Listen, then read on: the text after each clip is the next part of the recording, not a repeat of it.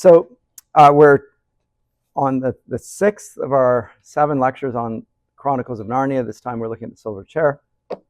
Favorite of mine amongst the Narnia books. I like several of them. I like all of them actually, but this one for some reason really struck me as interesting and starts to get more suspenseful maybe. Maybe it's the way it begins. But I think the idea of the Underland and the explicit sort of imprisonment in a mental, under the spell. I talked about the spell, Lewis's notion of casting a spell in order to break a spell. That comes up in particular here in the Silver Chair.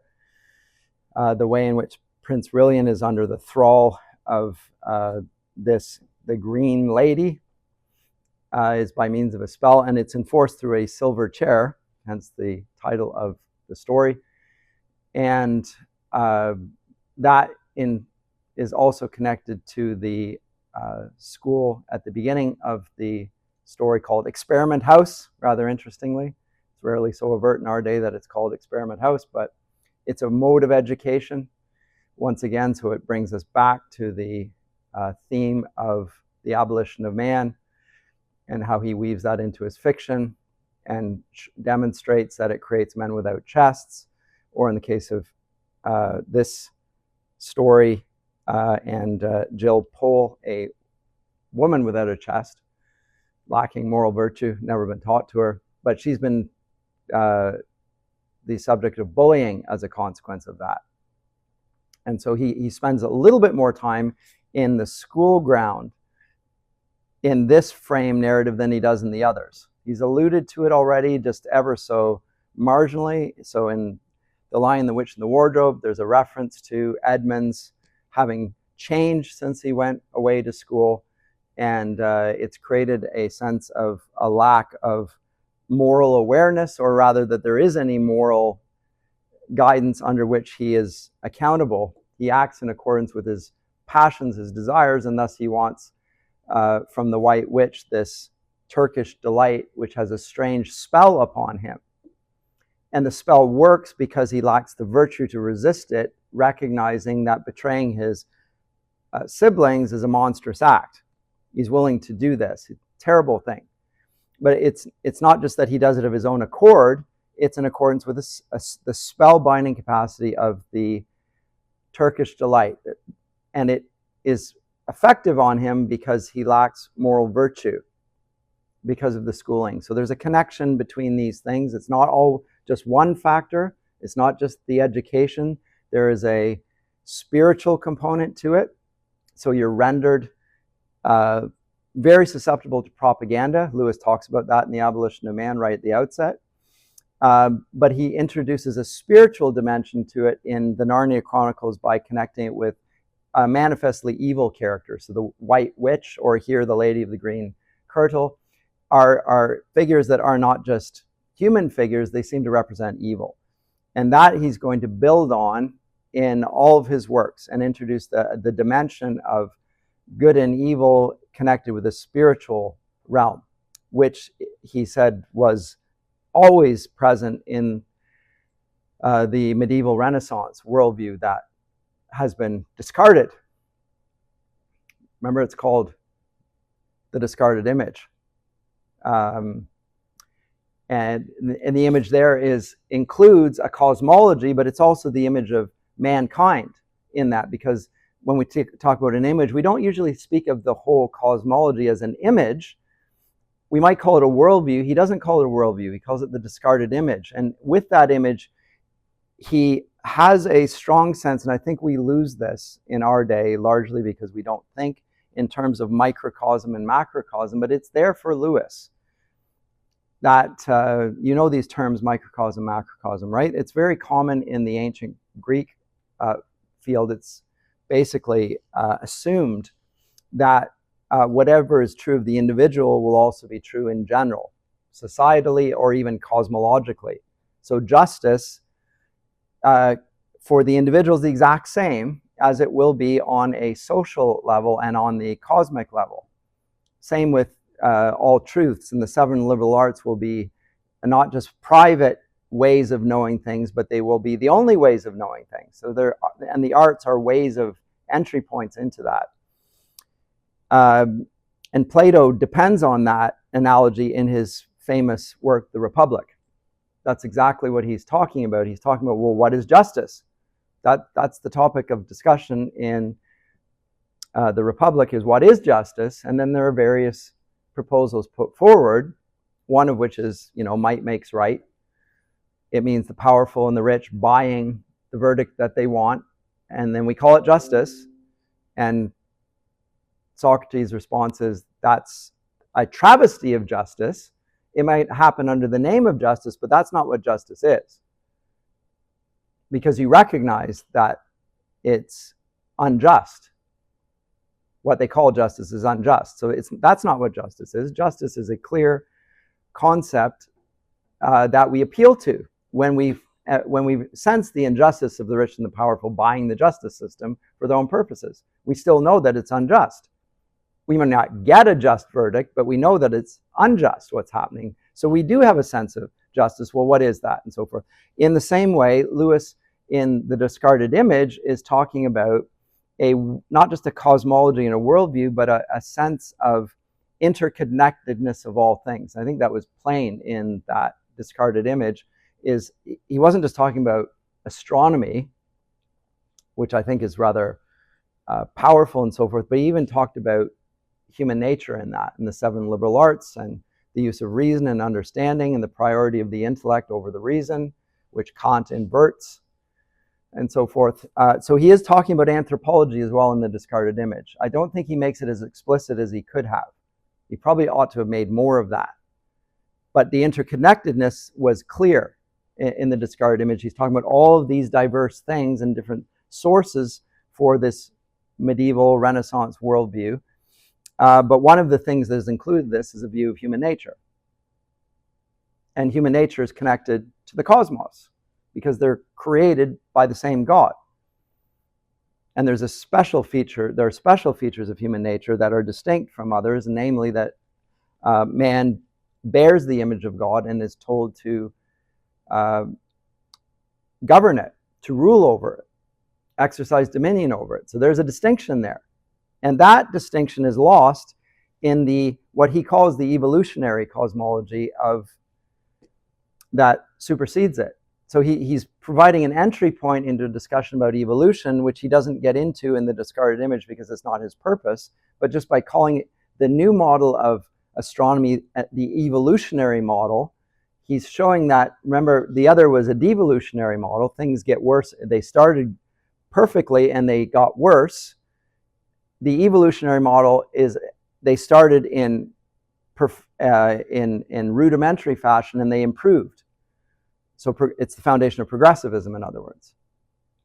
So there's a deeply rooted argument here that's presented in discrete areas like education and the use of propaganda, but also the connection with spirituality. And all of this has an effect on human nature, because one of the things that Lewis doesn't argue, but simply, as in try to prove, he just simply asserts in these stories, is that the education that's taking place in Experiment House is just propaganda. And it leads to bullying and abuse of power. And in the name of equality, the bullies are treated the same as the victims, except because they're more powerful, they are left to their own devices.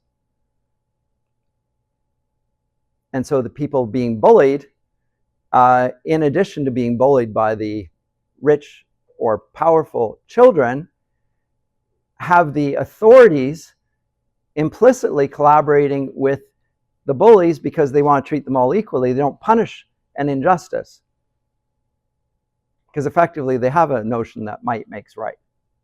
They're not willing to contradict that because they can't, again, the educators themselves can't appeal to a right and wrong. They just want to treat everybody with equity. So this novel starts to, and I think is the most explicit in teasing out the themes that I have emphasized on the course of the importance of the abolition of man in Lewis's corpus of writing, even though it doesn't fit under the threefold sort of division scheme that I presented of his literary criticism. It's not literary criticism. His fiction, The Abolition of Man, is not fiction. And apologetics, it's not really apologetics either. But it's cultural commentary, it's educational commentary, it's educational theory, and it is engaging with the themes of wisdom and virtue. Remember I said to you that B.F. Skinner, and some of you wrote your essays on this, B.F. Skinner says that C.S. Lewis is the chief exponent, or the best representative of the literatures of freedom and virtue. And we need to get rid of the appeals to freedom and virtue. We have to get rid of them in order for B.F. Skinner's approach to human nature, that of the human sciences, to be more effective. We have to get rid of people's appeal to their freedoms. Like, you can't experiment on me because I don't consent to the experiment. Or what is the basis for your appeal to authority? You know, are you going to appeal to justice or goodness or beauty or truth? Are you going to appeal to any of those things? And the answer is no, they appeal to their own authority. So there are appeals to authority, and there are appeals to power and the benevolence of the conditioners. And we have in this story conditioners. Now the conditioners are in Experiment House. Those are and we don't have any sense at this stage in Lewis's writing that the authorities in the schools have any alliance with dark powers, supernatural powers. It's not there. They themselves have drunk the Kool-Aid. They're ideologically captive. They believe equality ought to be implemented at every point. Every infraction, we're going to treat the victimizer and the victim equally, which results in further injustice. Not only the initial bullying, but now we have the authorities coming in and saying, let's all say that we were wrong. Everybody's equal, and I'm sorry that you're hurt, but we're going to now enforce equality to deal with this, which shows that they have no sense of virtue and vice, and they have no sense of hierarchy of right and wrong, and they effectively are promoting a pantheism where there's no distinction between good and evil. And Lewis says in Mere Christianity, which we're about to come to in a few classes, that this is the philosophy of Hegel, which then comes to dominate the human sciences in the 19th and 20th century, the philosophy of Hegel, where there is no effective difference between right and wrong. It's a matter of perspective. So for the bullied Jill Pole, what happened was wrong. From the vantage point of the bullies, they thought it was all right. And it just depends on whose point of view you're doing. So in other words, it's cultural relativism as well. And it brings in a sort of cultural relativism by authority. So there's the irony, the great irony of it. From the top, appealing to authority, they're going to say that cultural relativism is the right way to understand human nature, to regulate it, to educate it, etc. So all that's here in this story. This is why I find this one the most interesting. But she connects it with he connects it with supernatural evil here in a way that's more explicit with education. It will become even more explicit in the science fiction trilogy, which I'll deal with next semester. So there we will see that particularly in the third iteration of that story, it's called That Hideous Strength, the dark powers are in alliance with the university. And it's a think tank called the NICE, the National Institute of Coordinated Experiments or something like that, but again, experiments, connected with the university. And there the supernatural powers that are in the cosmos are manifestly present in the story itself. But here they're separated. This is more realistic. At least this is more in keeping with his contemporaries' views that they are not under the influence of dark powers at all, in educating in conformity with the idea that the Tao is irrelevant and is invalid. There is no Tao. There's no right and wrong. There's no difference between perceptions of goodness or perceptions of beauty, for that matter. It's just a matter of perspective. So that's the opening to this, and it begins with a character that we saw last time introduced, who had himself been the subject of a very egalitarian upbringing. His parents, he called them by their first names. They wear a special kind of underpants. I'm not sure why that came up, but I'm not writing in his day. Maybe there's new underwear and Lewis finds it funny, and it must be that. But they are teetotal and they're vegetarian, and they are egalitarian across the board, and they have contempt for aesthetics, for beauty, sheer contempt for it. And they also have no moral compass, which is evident in Eustace Scrubb's actions. And as we saw, he was reformed by Aslan, and part of the Reformation is him getting dragged into Narnia. That's part of the conversion. As soon as you get dragged into the realm of Narnia and inhabit that world, it's the beginning of the conversion experience. Unless you're Uncle Andrew. Unless you're... Uncle Andrew. Yes. Now that doesn't mean that it is going to work, but you're pulled into it. But did Uncle Andrew actually go through the portal, or you send others into it? Eventually was dragged. He was dragged into it, yes. And so is Eustace. Didn't seem to have an effect on the adult. Did have an effect on the child. So Lewis is saying something there by the lack of effect on Uncle Andrew. Adults are it's harder for them to accept, even when they're in the midst of this world that the children can see, to accept that it's reality that they're facing. They just can't.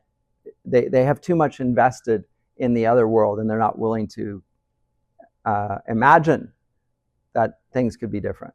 So but he's the one illustration of that. I can't think of any others there that work like that. Yeah.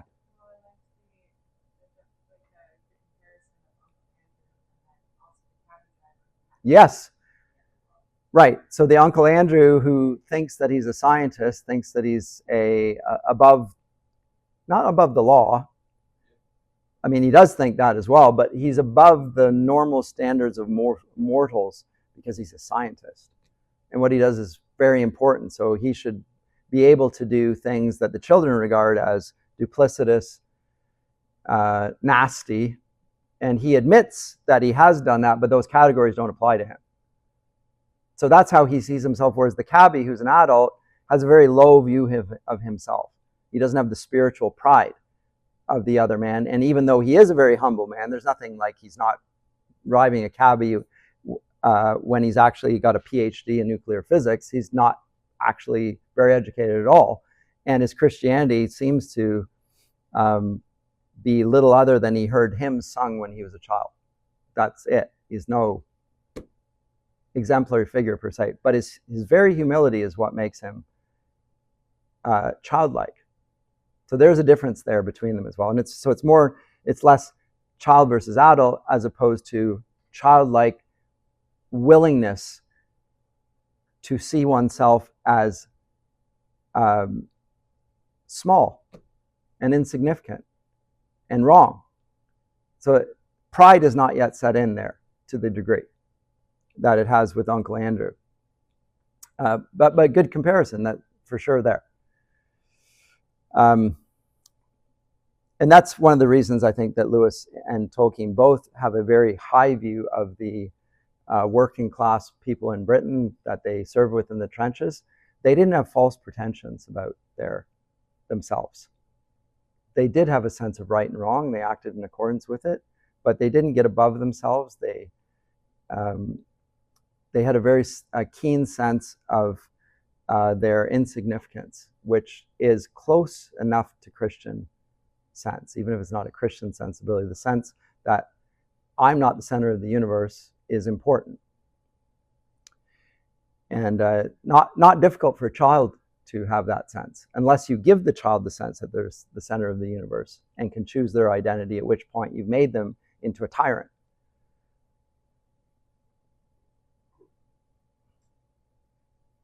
And you haven't done the child any favors by granting that either, of course. So we meet Eustace Scrubb, a very different Eustace Scrubb. He's the reformed character that we looked at last time in The Voyage of the Dawn Treader. And now he is going to, and again, it's a portal fantasy. Once again, you go through a means into this other world. We'll get to that in a second. But he has a new friend. Her name is Jill Pole at their school, Experiment House, which is thoroughly miserable. And they meet behind the gym, of course. Jill Pole is crying just as we met Diggory. He's blubbing. He was blubbing. She's crying. Lewis will touch on the problem of pain as well, which I think is just briefly alluded to here. He's going to talk about the significance of suffering in this world and how in some ways it demonstrates to us that the world is not what it ought to be, which is why we are open to utopian ideals as well. And also, he thinks, and he says this in The Weight of Glory, that that sense of perfection which we long for is given to us by God. God has set eternity in our hearts, it says in Ecclesiastes. And there's no eternity in life, and yet it's there. We long for it. That Sehnsucht, they call it, the spiritual longings. But the beginning of this. It was a dull autumn day, and Jill Pole was crying behind the gym. She was crying because they had been bullying her. Isn't that great? They. This is not going to be a school story, so I shall say as little as possible about Jill's school, which is not a pleasant subject. It was coeducational. Also, criticism. Up to this point, girls, boys, education separated. Now, co-ed is an experiment in itself. We don't even think of it that way. School for both boys and girls. What used to be called a mixed school. Some said it was not nearly so mixed as the minds of the people who ran it. Some, I guess Lewis is one of the some. These people had the idea that boys and girls should be allowed to do what they liked. And unfortunately, what 10 or 15 of the biggest boys and girls liked best was bullying the others. All sorts of things, horrid things went on, which at an ordinary school would have been found out and stopped in half a term. But at this school, they weren't. Or even if they were, the people who did them were not expelled or punished. The head said that they were interesting psychological cases and sent for them and talked to them for hours. And if you knew the right sort of things to say to the head, the main result was that you became rather a favorite than otherwise. So the reward for bullying is you get brought into what Lewis will later call the inner ring. You have a special relationship with the principal, the head. How did you get there? By being a bully. What's the lesson to the child? Getting to power is a means of just asserting your will over other people. It's a will to power. And we're all part of that group. So it's the Thrasymachus position of the Republic. Might makes right. And it's in accordance with our wills, and our wills untutored, or our passions untutored by reason and a sense of the equal image-bearing nature of the human beings that we're bullying. We don't regard them as other human beings. They're just inferior to us. And we demonstrate that by beating them down, physically or verbally. So that was why Jill Pole was crying on that dull autumn day on the damp little path which runs between the back of the gym and the shrubbery. And she hadn't nearly finished her cry when a boy came round the corner of the gym, whistling with his hands in his pockets. He nearly ran into her. "Can't you look where you're going?" said Jill Pole. "All right," said the boy, "you needn't start." And then he noticed her face. "I say, Pole, what's up?" Very same sort of thing that we get in The Magician's Nephew, right?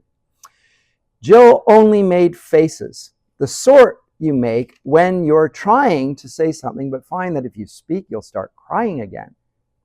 "It's them, I suppose, as usual," said the boy grimly, digging his hands farther into his pockets.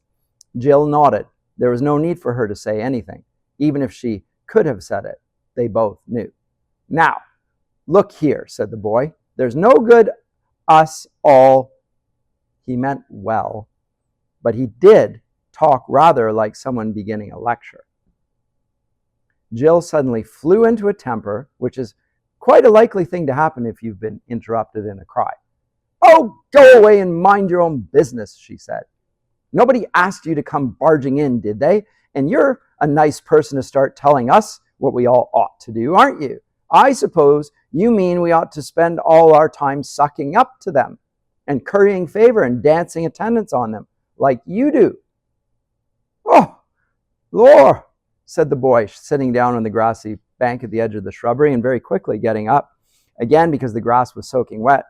His name, unfortunately, was Eustace Scrubb, but he wasn't a bad sort. Now, note that, compare it with what said in the note. He deserved that name. His name was this, but he wasn't a bad sort. That's Lewis's understatement. He's a good guy. Now, Paul, he said, is that fair? Have I been doing anything of the sort this term? Didn't I stand up to Carter about the rabbit? And didn't I keep the secret about Spivens under torture too? And didn't I don't know and I don't care, sobbed Jill. Scrubb saw that she wasn't quite herself yet and very sensibly offered her a peppermint. He had one too. Presently, Jill began to see things in a clearer light. I'm sorry, Scrubb, she said presently. I wasn't fair. You have done all that. This term. Then wash out last term if you can, said Eustace. I was a different chap then. I was, gosh, what a little tick I was. Well, honestly, you were, said Jill. You think there's been a change then? Said Eustace. It's not only me, said Jill. Everyone's been saying so. They've noticed it. Eleanor Blackiston heard Adela Pennyfather talking about it in our changing room yesterday. She said, someone's got to get a hold of that Scrubb kid. He's quite unmanageable this term. We shall have to attend to him next. Eustace gave a shudder. Everyone at Experiment House knew what it was like being attended to by them. So what we see here, and we don't see it in the other novels, is more of the after. Like in Voyage of the Dawn Treader, it brings them back, but it doesn't talk about the changed life that they live back in the world of England. It talks about Narnia, it returns them back to England, but it doesn't talk about this. Here it gets into it a bit, and we don't really see that with the Pevensey children, but we do see it here more as the novels unfold. Remember, they're meant to be read in a series, and we see a transformation in character here, that the way they lived in Narnia, in accordance with the Tao, in accordance with a belief in Aslan, which, as we saw last time, Aslan tells us there's a name in your world that I'm known by, which isn't Aslan, that you can serve me there, and I'm there as well under that name. Here, Eustace demonstrates that change of character, and what we see, and this is what's really interesting here, is it is not going to result in anything other than persecution for him. Now he's in a world where the Tao is not recognized, where the bullies rule the roost. It's worse than Narnia, actually. There we have a battle of good and evil, and the good wins in Narnia. Always, up to this point. Always. Not here. So he shudders, not because he lacks courage, but because he knows the odds are against him. So now the spiritual component, which was there in Narnia, starts to become a part of England. And so he's connecting the two worlds. There's more of an overlap, though. So that's what he's doing here at the beginning. I think is very interesting. Both children were quiet for a moment. The drops dripped off the laurel leaves. Why were you so different last term, said Jill presently. A lot of queer things happened to me in the halls, said Eustace mysteriously.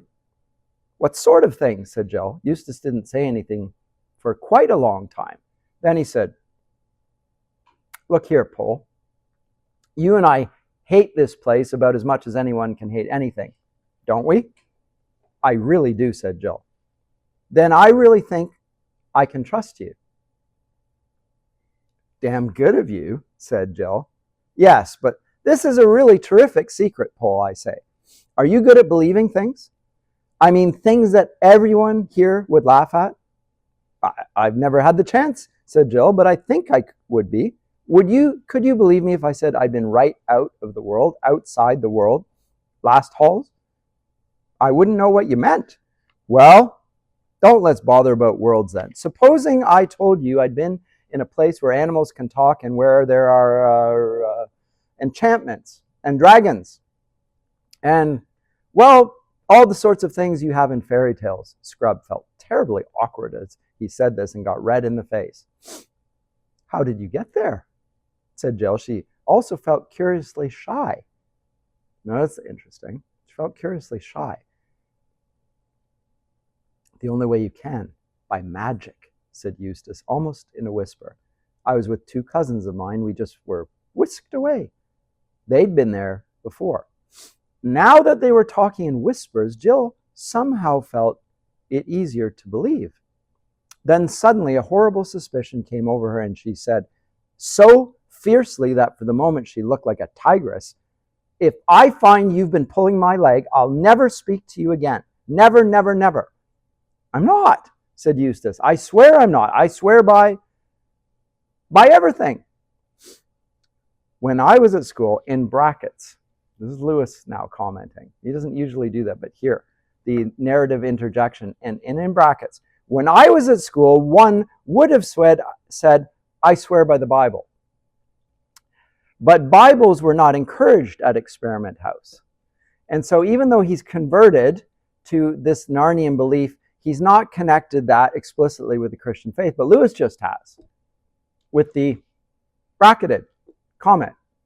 But he's talking about the progression away from Christianity from when I was at school. Well, that is when? In the early 20th century, before the First World War. Transformation. The Great War changed everything in Britain, just like all over Europe. The Christian civilization meets on the battlefield of Europe and globally, and it does not come back intact. It's not just people die. The connection of faith in God goes with it, along with the myth of progress, by the way, although that doesn't entirely go away, because the Second World War is fought according to the myth of progress as well. It's now just connected with social Darwinism. So evolution remains intact. It remains the dominant theory. Belief in God dissipates because people are led by often their churches to fight for king and country in the belief that their country is uniquely blessed by God and the others aren't, even though they're all Christian countries fighting now. And the result of it is mass disenchantment with Christianity, even though it's fought under a progressive banner. And so this is an aspect of the course that I'm not going to get into too much, but the conflation of progressivism with Christianity and scientism with Christianity is a deadly combination. It results in Christianity being debunked along with scientism. Scientism remains and it discards Christianity after it's ceased to be useful. That's the state of the church in our day as well. Like, you may want to be relevant. You may want, like, these are the people that go to the same institutions, universities, whatever, the social elite, believing in human progress by means of eugenics, right? That's all the rage in the scientific community here in Canada, just like it was in Britain, just like it was in the United States. Doing experiments on orphans, the Duplessis orphans, look it up, in Quebec. Same experiments were done out west by the and a thesis on eugenics by Tommy Douglas, the founder of Canadian healthcare. Eugenics ought to have died in the Second World War, but it did not. It carried on to this day, and it's still practiced. Now we call it genetics rather than eugenics. We're going to correct the errors, but it's not just that. We can perfect you. It's an ongoing experiment, the perfectibility of human nature through science. Scientists that are not governed by the Tao, that's still an issue. But in Lewis's day, they still appealed to the Bible to swear on because they had a belief in an authority that was above human authority. Now they just swear by everything. So note that this is not full-blooded Christianity that he's presenting yet. Even in Eustace, he's moving us in that direction. So anyway, but he says, all right, said Jill, I'll believe you. And tell nobody? What do you take me for? They were very excited as they said this. But when they had said it, and Jill looked around and saw the dull autumn sky and heard the drip off the leaves and thought of all the hopelessness of Experiment House, it was a 13-week term and there were still 11 weeks to come, she said, but after all, what's the good? We're not there. We're here, and we jolly well can't get there. Or can we? That's what I've been wondering, said Eustace. When we came back from that place, someone said that the two Pevensey kids, that's my two cousins, could never go there again. It was their third time, you see. I suppose they'd had their share. But he never said I couldn't. Surely he would have said so unless he meant that I was to get back. And I can't help wondering, can we? Could we? Do you mean do something to make it happen? Eustace nodded. You mean we might draw a circle on the ground and write in queer letters in it and stand inside it and recite charms and spells? Was obviously diabolical spiritual practices, pagan rituals. Eustace's response, well, said Eustace after he thought hard for a bit, I believe that was the sort of thing I was thinking of, though I never did it. But now that it comes to the point, I have an idea that all those circles and things are rather rot. I don't think he'd like them. It would look as if we thought we could make him do things. But really, we can only ask him. So, Lewis's comment on astrology in the medieval Renaissance period. There's no objection per se to reading the constellation of the planets, having some sense that there is an influence, even trying to see what comes as a consequence of that constellation. They have no particular problem with that. They do have a problem with the determinism inherent in it. The church always opposes it strongly. Just the very idea that God is effectively our puppet. Impossible. Or the universe's puppet. That the constellation of planets handcuffs God so that he can't intervene.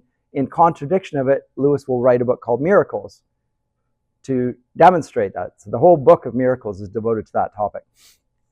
Anyway, but who is this person you keep on talking about? They call him Aslan in that place. What a curious name. Okay, so at that point, they call upon Aslan, the threefold Aslan, Aslan, Aslan. Please let us too go into, and that at that moment, a voice from the other side of the gym was heard shouting, Paul! Yes, I know where she is. She's blubbing behind the gym. Shall I fetch her out? And they gave one glance at each other. Jill and Eustace dived under the laurels, began scrambling up the steep, earthy slope of the shrubbery at a speed which did them great credit. Owing to the curious methods of teaching at Experiment House, one did not learn much French, or maths, or Latin, or things of that sort, but one did learn a lot about getting away quickly and quietly when they were looking for one. So that's a funny sort of education. You learn how to get away from bullies. After about a minute's scramble, they stopped to listen and so forth. And if only the door was open, will they eventually get through the door and find themselves behind the gym at the edge of a cliff. And Jill at this point doesn't know how to handle it and starts messing around at the edge of the cliff, even though she's told by Eustace not to do this. And why she does this is unclear, but it's something about her nature not being particularly good, not being cautious. A little bit more than that. Eustace is afraid of the cliff. She's not. Page 18. What's the matter, she said, and to show that she was not afraid, she stood very near the edge, indeed, in fact, a good deal nearer than even she liked. Then she looked down. She now realized that Scrubb had some excuse for looking white. For no cliff in our world is to be compared with this. Imagine yourself at the top of the very highest cliff you know, and imagine yourself looking down to the very bottom, and then imagine that the precipice goes on below that. as far again, 10 times as far, 20 times as far. And when you look down all that distance, imagine little white things that might at first glance be mistaken for sheep, but they're clouds. So that's way up. And she is at the edge, and she feels a sense of this, and Scrubb's calling for her to come back, but she doesn't want. So what's compelling her to be there? Not entirely clear, but he falls in the process of pulling her back and then is blown away. And then Aslan meets her. We're not given his name yet, at least in the first chapter. She turns around. It's a lion. Nearly fainting, and it's a lion, and she speaks to the lion. Now, at this point, Aslan addresses her, and she is afraid of him. So here's the encounter now between the god of the world of Narnia, and because at this point, book 6, we are well acquainted with who Aslan is, what his power is, what his character is, and the fact that he is good, but also that he's not a tame lion. And we get all of that sense of, on her part, she's just done something very bad. And she's meeting Aslan, she's afraid of him. Not just because of his grand size and that he's a lion, because he's speaking to her. But she is afraid of him in part because of, I think, a guilty conscience. What's just happened. She doesn't want to get close to him. And he says, unless you get close to me, I can't help you. You have to. And she doesn't want to. But he gives her a command. You must be closer to me. And she eventually does what she's told. It takes a great deal of, on her part, moral courage. Who knows what it is that she has to overcome. What does Lewis say about it?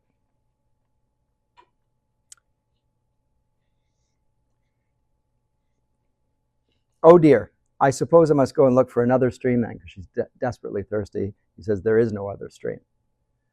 Stream here will probably have a biblical resonance. The streams that are mentioned in Scripture reference connection with the Holy Spirit.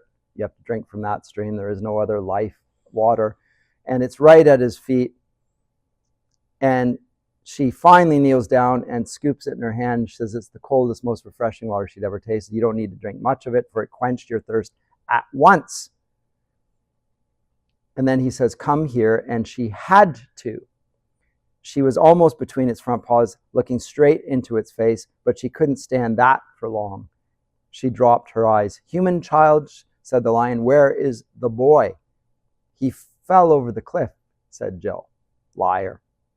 And said, sir. She didn't know what else to call him, and it sounded cheek to call him nothing. How did he come to do that, human child? He was trying to stop me from falling, sir. Why were you so near the edge, human child? I was showing off, sir. That is a very good answer, human child. Full confession. Do so no more. Again, clear command. And now, for the first time, the lion's face became a little less stern. The boy is safe. I have blown him to Narnia, but your task will be harder because of what you have done. Please, what task, sir? The task for which I called you and him here out of your own world. Okay, so they thought they were trying to find him. They, in fact, find that Aslan's will was to bring them there, of which they were oblivious. So again, Lewis introduces the themes of multiple wills, and the free will of the individual human beings actually, while being real, is a secondary category, subservient to the ultimate will of God, who's outside space and time. There's a higher purpose in all things, which is a comforting thing. Lewis regularly introduces there's no contradiction between our capacity to cause events. Secondary causes is never denied in Christian doctrine by any Christian. Calvinists do not deny the capacity for secondary causes, despite what you hear.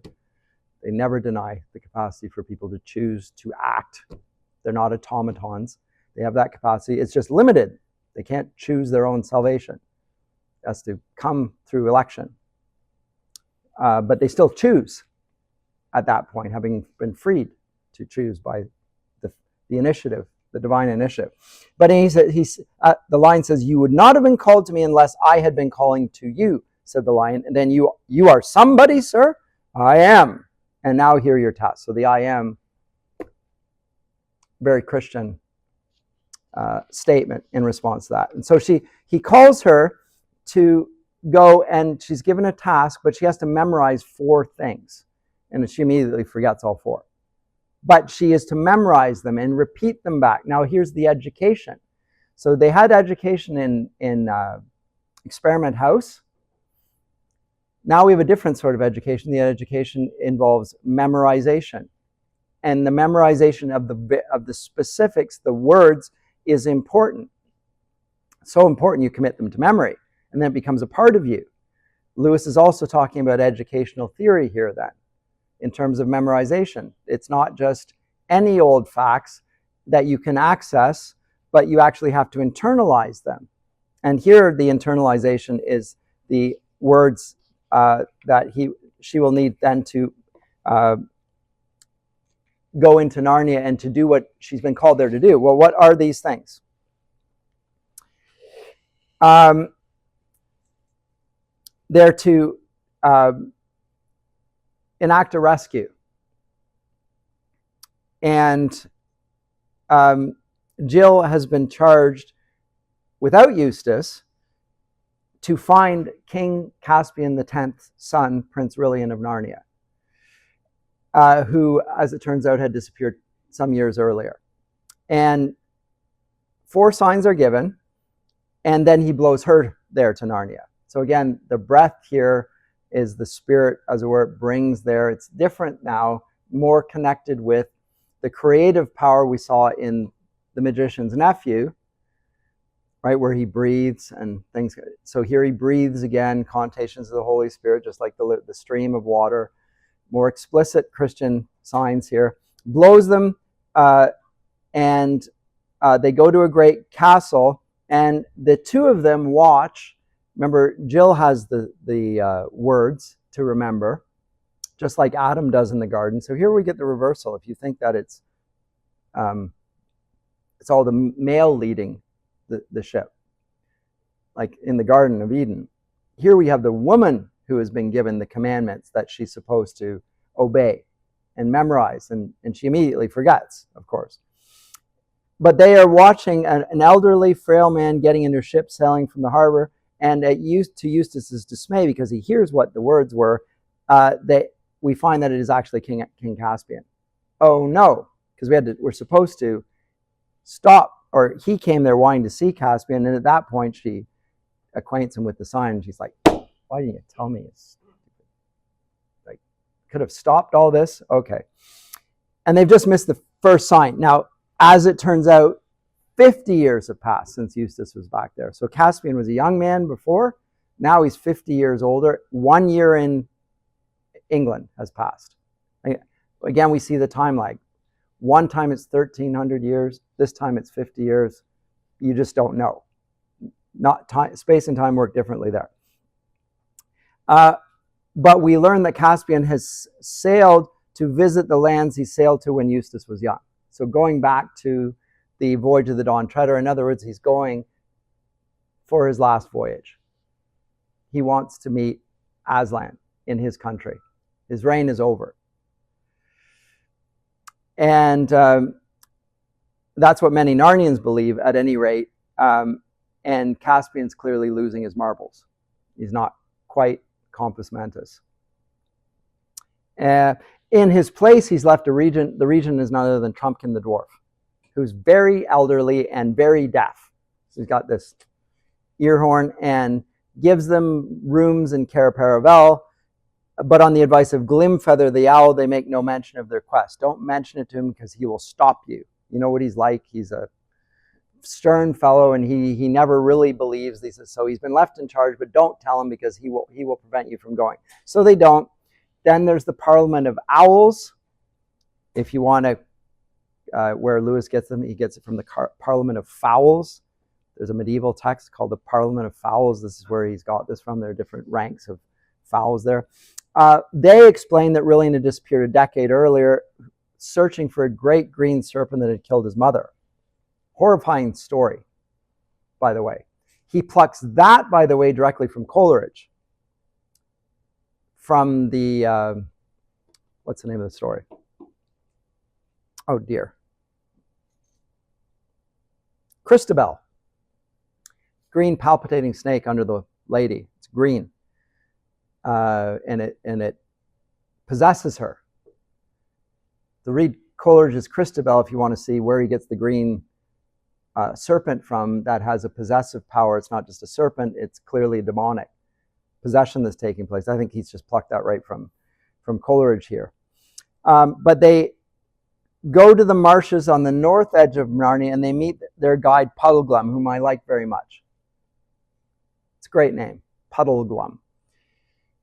He's a creature we've not yet met, a marsh wiggle. Very gloomy, pessimistic, but very stalwart and robust, and surprisingly has a chest, despite being very pliable in his and squishy, and not very strong, sturdy in his physique, but his chest is very real. He becomes like our lovely mouse, a character, Reepicheep, a terrific character of moral virtue. In fact, he's the one that's going to save the day when it comes down to it. But at this point, he is modeled after Lewis's gardener. He's just a salt of the earth peasant, as it were, who has a strength to his inner fiber that is belied by his appearance. Anyway, they journey toward the giant lands, which are north of Narnia. Now, we've heard about these before, that there are giants to the north and they fight them. At this point, I think Lewis introduces another story. Remember last time I talked about Irish myth, informing it. Here, I think he brings in the Odyssey.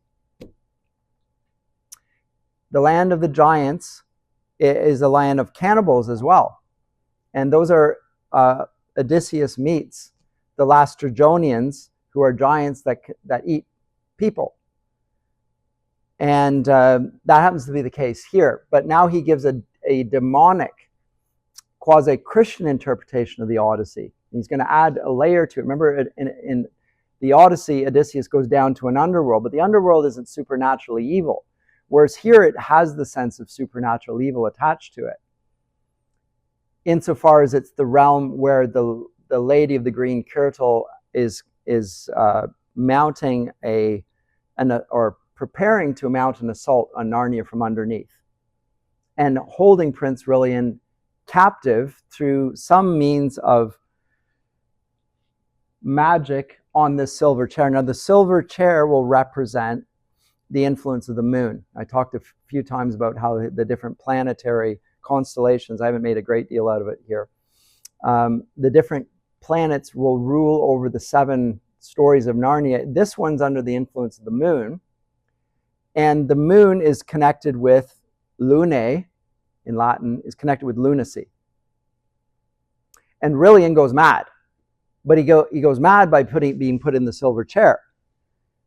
And he's tied to the silver chair. Now, he's told, in terms of propaganda of the witch, that this is what heals him, when in fact he becomes of sound mind when he's in the silver chair, and when he's released from it for the remainder of the 23 hours, he's under the influence of that spell. But for here, he then returns to a sound mind and is experimented on effectively by the Green Lady, the Green Witch, Lady of the Green Kirtle,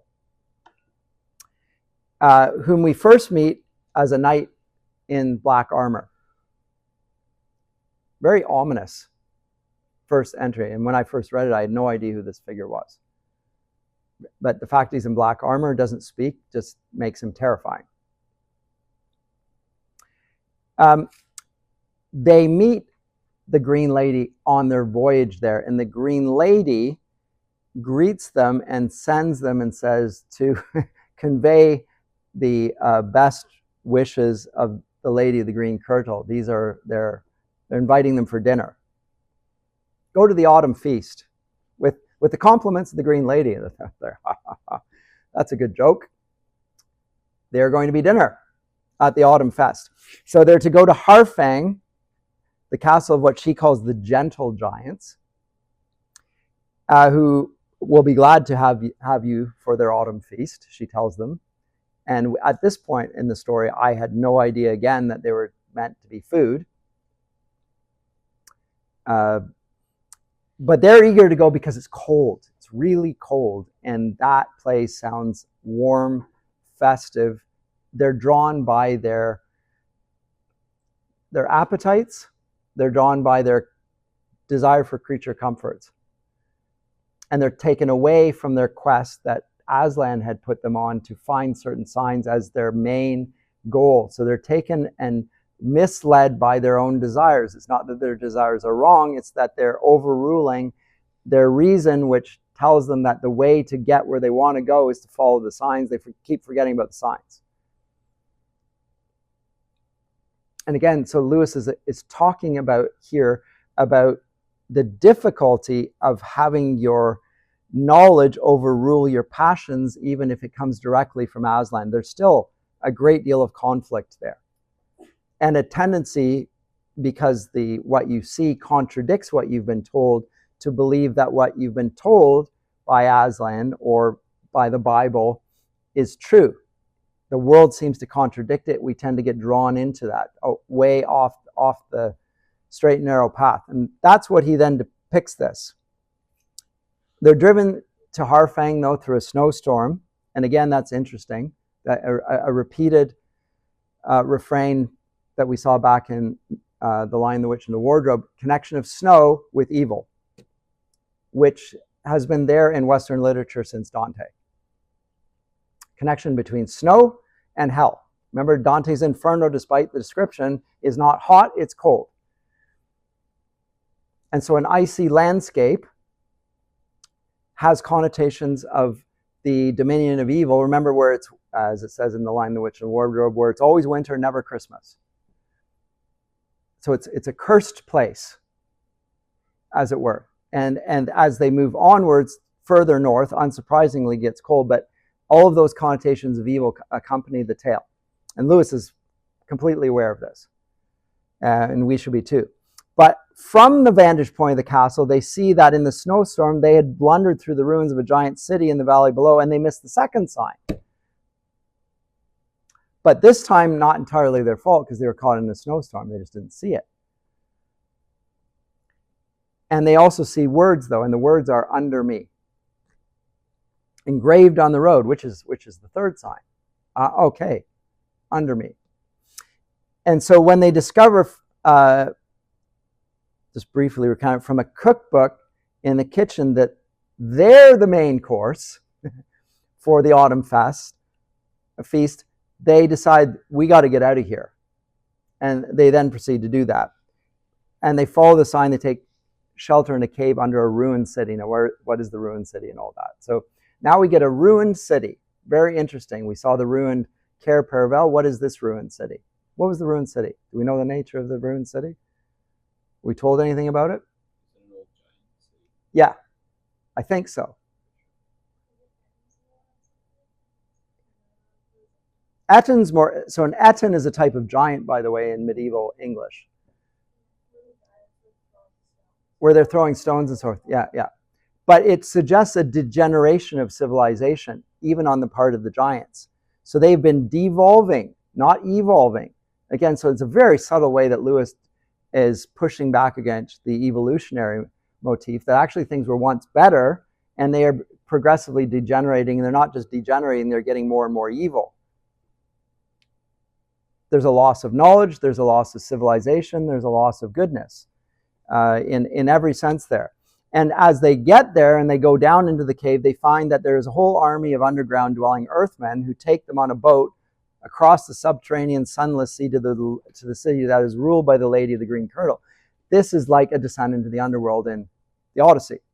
And they're taken by the equivalent of Chiron across that river into that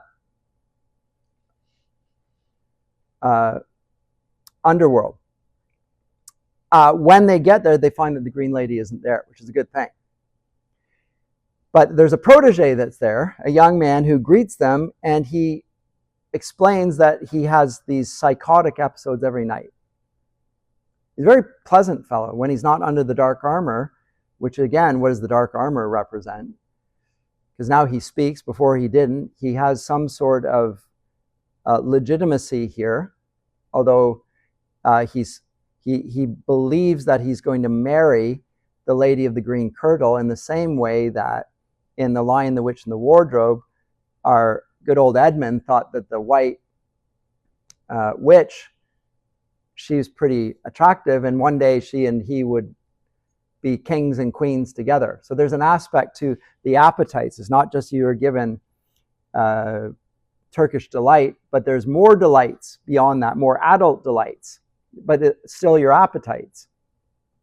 And it's there in the adolescent boy. He's attracted to the opposite sex. She's a beautiful female, and that's an aspect of this as well. So it's also the inversion, actually in some ways the fulfillment of the courtly love ideal of the man being subjected to the woman's authority. Lewis writes a great deal about that, but you see the gallantry here. He's acting like a gallant knight, obeying his lady, protecting her honor, even though she's a wicked creature.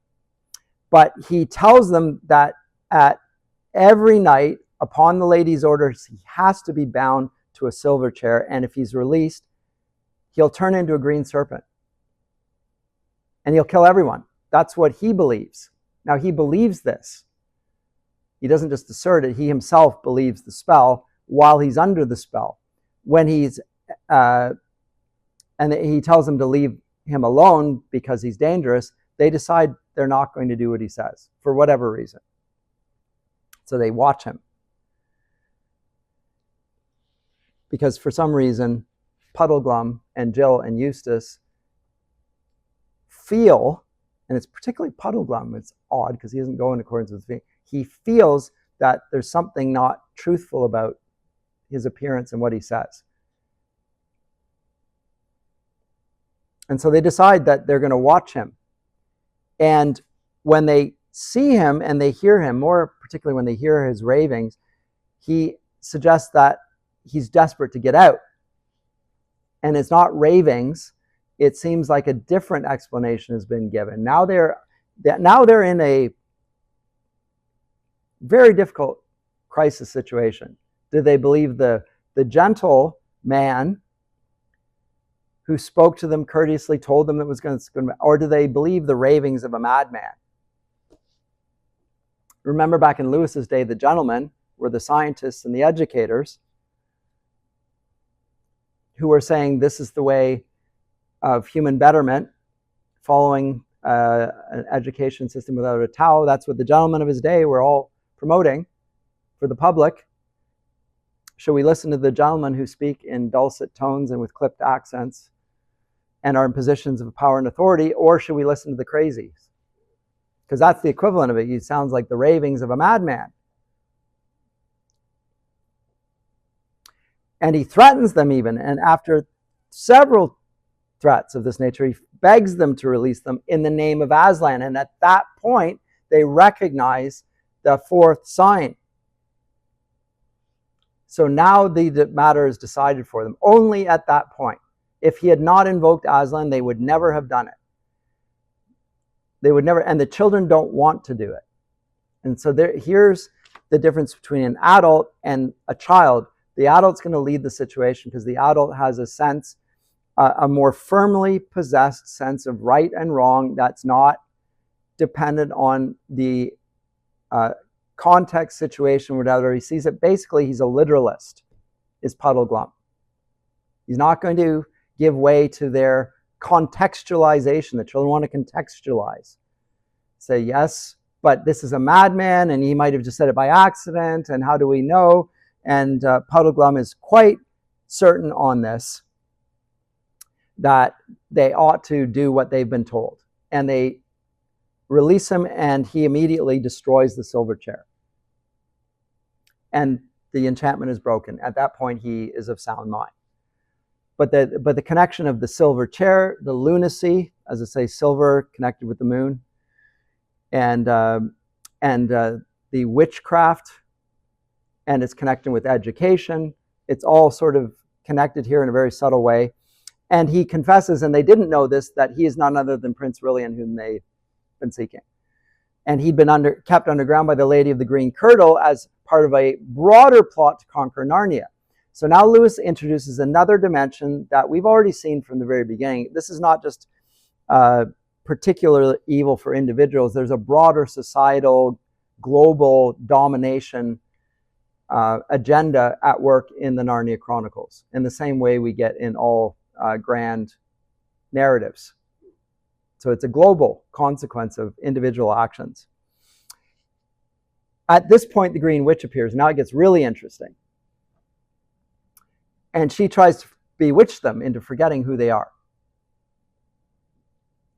Remember, she's casting a spell, and then she puts something on the fire, and it produces a smoke, and it's a sweet smoke, and she starts speaking in the same way that we'll see that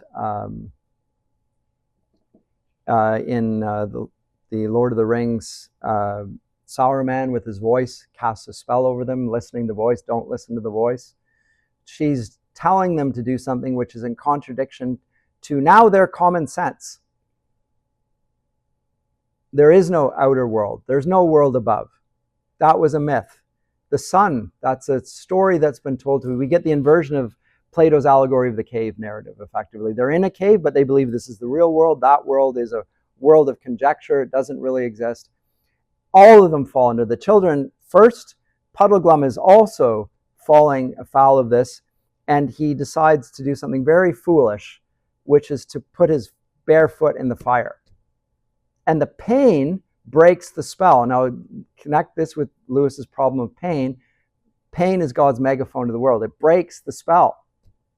So now we get the purposiveness of even what we normally regard as a contradiction of God's goodness, namely the experience of evil through pain and suffering, and even death. He introduces that ever so subtly here. In the pain of Puddleglum's foot, he now, the enchantment is broken, and the witch is furious. But it's the common sense and very obedient Puddleglum that leads the way on this, and with enormous bravery, because he burns his foot. And if you've ever burnt anything, you'll know the enormous pain that comes from it. It's an extraordinary sharp pain. But it breaks her spell, and the enraged lady then transforms into the green serpent that she was when she bit Rilian's mother. And he kills her, Rilian, with the help of them. Okay, so then they get involved in the escape from Underland, and we find that in the underworld there are all sorts of creatures that have been enslaved there who are freed by her death. So they are under, just like in, again, the Lord of the Rings, where individuals were coerced by fear and deceit, just like in Christian theology, the Satan through propaganda, through the work of fear, coerces people who are actually not totally on board with this, but nonetheless coerces a large number of followers into obedience. When she dies, that is gone. And they are liberated from that spell. And they joyfully return home. The gnomes go even deeper in the earth. Rather than going up to assault Narnia, and they go down to a place called Bism, the Abysm. But one of them shows Rilian's party the route to the surface, and then they go up there. And as they get there, they meet Caspian, and we get the reunification. And he's declared king of Narnia. There's a weeping crowd and all that sort of thing. Now Aslan comes along. I want to get to this because the conclusion is very interesting to me. Aslan appears, congratulates themselves. Eustace and Jill, you've achieved the goal, and I put you back in the country from which you came. And they see the stream in England that they had encountered just before they left. But they see a body there, and it's that of Prince Caspian in the stream. And Aslan instructs Eustace to drive a thorn into his paw. This is an extraordinary scene. And Eustace obeys him. He doesn't really want to, but he obeys. And Aslan's blood flows out over the dead king, who is revived, and he's returned to his youthful appearance. what's going on with the blood of the paw of the lion and rejuvenating Caspian? He doesn't spend a lot of time on it. It's mysterious. It connects into Arthuriana, but it obviously a resurrection, a rebirth. It's a foretaste of what will happen in the last battle. But Aslan promises Eustace and Jill that while they have to return to their own world, they will one day return back here. And they will stay when that's the case. But now you have to go back to your world. Caspian goes back for a brief time, and Caspian helps them drive out the bullies, which they then do. And as a result of this, Experiment House itself undergoes a transformation, because a life of virtue drives out the false ideology, the propaganda which had governed it before. The bullies are driven out. Doesn't the headmaster go mad? Yeah. So again, the inversion of what happens in the silver chair. So the real madmen are exposed as the leaders of the schools, and the children are released from their spell, their enchantment, their dominion, and the school becomes a well-managed and good school. In other words, it governs them in wisdom and virtue, which is what education is about, as Lewis says, in accordance with the Ordo Amoris of Augustine. A love, ordering of loves. Love the Lord your God with all your heart, soul, mind, and strength. Love your neighbor as yourself. One's higher than the other. So there's an ordering of loves, a priority there on the journey of life. That's what education is. Back in Narnia, Rilian mourns his father and buries him, and the kingdom carries on with many good years. Puddleglum is given the last word, and it's pretty glum. What? He often pointed out that bright mornings brought on wet afternoons, and that you couldn't expect good times to last. That's how this concludes, going into the last battle, and we'll meet in the last battle the bleakest of all the tales by a long shot. But that conclusion, bright mornings often bring on wet afternoons. You can't expect good times to last. Well, thanks, Puddleglum. This was a happily ever after ending, and then you speak. Voice of wisdom there. Now, this is to some degree the voice of Ecclesiastes. This is vanity. Vanity is vanity. I've seen the wise and the foolish, and they all go to the same end. It's the voice of experience. It is the voice of wisdom. So he's a wise fool, is Puddleglum. Ill-regarded by pretty much everyone, but heroic in his stance. Any comments or questions? I realize I've zoomed through it, but there's no real choice there as far as this goes. I found it interesting that the battles, again, here, like almost everywhere, are very scantily portrayed. You don't get a lot of blood and gore like the movies will. There's a sense that evil is the absence of good. It has a spiritual, supernatural component, but to some degree, when reality is faced up with it, it becomes less than it initially appeared. So the propaganda gives evil the impression that evil is much stronger than it appears. Much stronger. And as I say, all it takes is Puddleglum to put his foot in the fire and say enough to break the spell. Anyway, all of those things, enchantments, education, propaganda, human nature, all these are fleshed out here in a more persuasive way. The final one, which we'll deal with in our final class, we're going to find is a very, very different story. Very troubling for a while, but I'll talk about that next time. You know what I mean?